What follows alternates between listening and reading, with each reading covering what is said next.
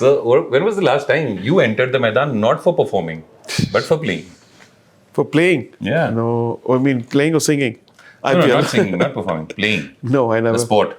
Never, ever. You haven't followed any sport? No, there was no time in my life. Not even as a child? No. So then the question So I go to of... Maidaan for flying drones sometimes. You fly drones? I used to. Now I think there are a lot of rules. Okay.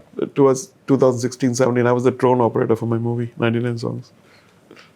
Viral material media. He used to fly drones. It is said that mostly people who become sports people, it's considered not absolutism, but it's considered that they are either dropouts or they are not good in studies. But they eventually, at some point of time, become prodigies. You also left studies. Is there a connection? I think there's a connection. The connection is you don't ask a fish to climb a tree, right? That's a famous quote. And it's true that what is the definition of education? And I think everything's being reinvented now. Now there's AI coming in doing things which took years for people to learn, just in seconds and a prompt away. So what is the use of that?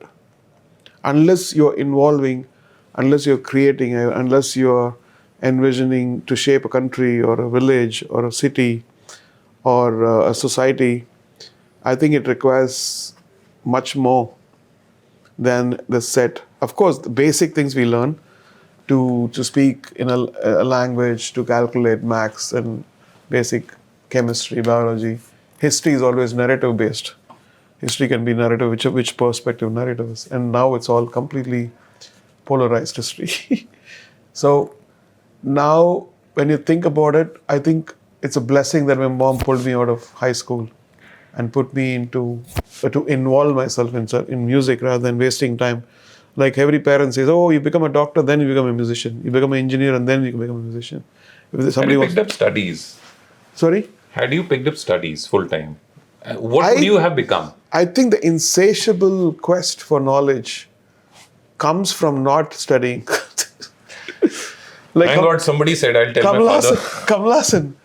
If you look at Kamal Haasan, I think he's a dropout too, but look at his knowledge. If you just keep talking to him, he knows poetry, he does this, he knows filmmaking, he knows...